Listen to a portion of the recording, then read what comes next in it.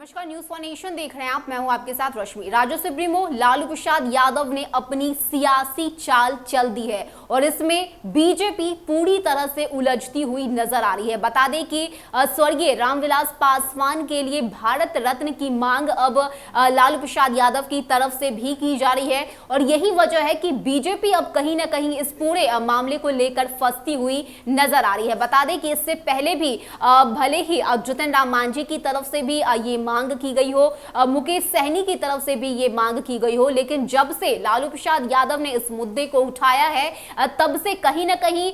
BJP पर जो है इसका सीधा असर होता हुआ नजर आ रहा है। बता दें कि अगर बीजेपी इस मांग को पूरी करती है तो जीत लालू प्रसाद यादव की होगी, क्योंकि जिस तरह से बिहार की सियासत में एक बार फिर से लालू प्रसाद यादव की वापसी हो रही है, जो रणनीति और प्लानिंग लालू प्रसाद यादव की तरफ से बनाई जा रही है, इससे कहीं ना कहीं बीजेपी पर इसका खासा असर देखने को मिलेगा और यही वजह है कि अब ये बातें जो है सियासी गलियारों से उठती हुई नजर आ रही है कि अगर लालू प्रसाद यादव की मांग को पूरा किया जाता है तो जीत लालू प्रसाद यादव की होगी, लेकिन दूसरी तरफ अगर केंद्र सरकार इस मांग को पूरा नहीं करती, यानी कि जो बातें कही जा रही है कि स्वर्गीय रामविलास पासवान को भारत रत्न मिलना चाहिए, अगर ये मांग केंद्र सरकार पूरा नहीं करती है तो इसका जो नकारात्मक असर है वो केंद्र सरकार पर पड़ेगा, बीजेपी पर पड़ेगा और यही वजह है कि बीजेपी को अब फूक फूक कर एक एक कदम उठाना होगा। बता दें कि स्वर्गीय रामविलास पासवान के लिए भारत रत्न की मांग जो है वो अब सियासी गलियारों से उठ रही है। कहा जा रहा है कि जिस तरह से की जो छवि रामविलास पासवान की रही है, क्योंकि दलित के नेता रहे हैं रामविलास पासवान, 50 वर्षों तक उन्होंने दलित के लिए काम किया, गरीबों के लिए काम किया और यही वजह है कि उनकी प्रतिमा लगाने की बात भी की जा रही है। कहा जा रहा है कि बिहार में हर एक जिलों में रामविलास पासवान की प्रतिमा को स्थापित किया जाना चाहिए और खासकर जिस तरह की वो नेता रहे, जिस तरह की उनकी छवि रही, इसको लेकर अब भारत रत्न भी उन्हें मिलना चाहिए। स्वर्गीय रामविलास पासवान को भारत रत्न से सम्मानित किया जाना चाहिए और यही वजह है कि 8 अक्टूबर उनकी पुण्यतिथि के अवसर पर हर एक नेता की तरफ से ये बात उठाई गई और ये मांग सीधे केंद्र सरकार के सामने रखा गया कि भारत रत्न इस बार स्वर्गीय रामविलास पासवान को मिलनी ही चाहिए। लेकिन अगर हम लालू प्रसाद यादव की बात करें तो एक अलग ही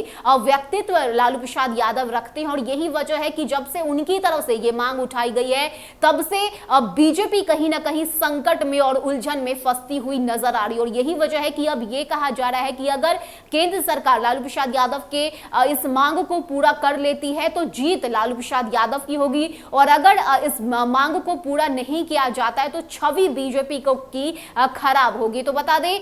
कि जहां एक तरफ बिहार की राजनीति में लालू प्रसाद यादव की वापसी हो रही है, बता दें कि जो तिथि निर्धारित की गई है वो है 20 अक्टूबर, यानी कि 20 अक्टूबर को लालू प्रसाद यादव बिहार की धरती पर वापस आने वाले और इसके साथ ही जो सियासी पारा है, जो सियासी रणनीति है वो उनकी तरफ से खेला जाएगा, क्योंकि बिहार में उपचुनाव भी होने हैं। इसको लेकर भी प्रचार प्रसार लालू प्रसाद यादव की तरफ से किया जाएगा ताकि आरजेडी की जो जीत है वो निश्चित हो सके। इसको लेकर भी रणनीति उनकी तरफ से बनाई जा रही है और यही वजह है कि 20 अक्टूबर की तारीख को निर्धारित किया गया है कि इस दिन लालू प्रसाद यादव बिहार में अपनी वापसी कर रहे हैं। लेकिन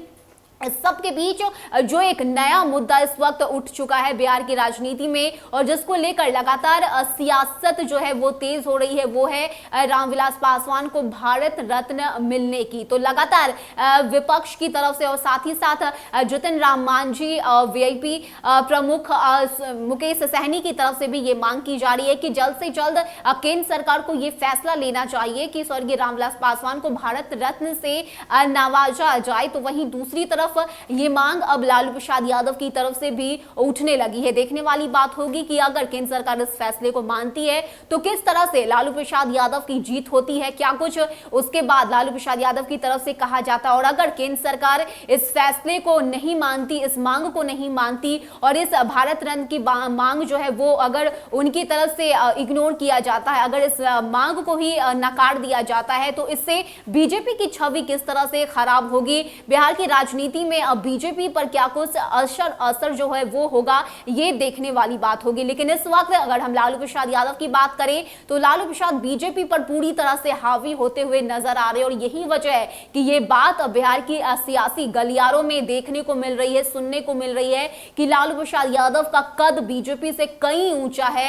और यही वजह है कि जो मांग अब उनकी तरफ से उठाई गई है उससे कहीं ना कहीं बीजेपी उलझन में फंसती हुई नजर आ रही है। और यही वजह है कि बीजेपी अब पूरी तरह से असमंजस में पड़ चुकी है कि आखिर क्या कुछ फैसला बीजेपी की तरफ से लिया जाए। अगर बीजेपी सकारात्मक फैसला लेती है तो भी घाटा बीजेपी का ही होगा, और अगर नकारात्मक फैसला बीजेपी की तरफ से लिया जाता है तो भी बिहार की राजनीति में बीजेपी पर इसका नकारात्मक असर जो है वो देखने को मिलेगा। ऐसे में देखने वाली बात होगी कि केंद्र सरकार की तरफ से आगे क्या कुछ फैसला लिया जाता है। लेकिन फैसला चाहे जो भी हो, लालू प्रसाद यादव की जीत निश्चित है। फिलहाल इतना ही। ज्यादा अपडेट के लिए आप बने रहिए न्यूज़ फॉर नेशन के साथ। नमस्कार।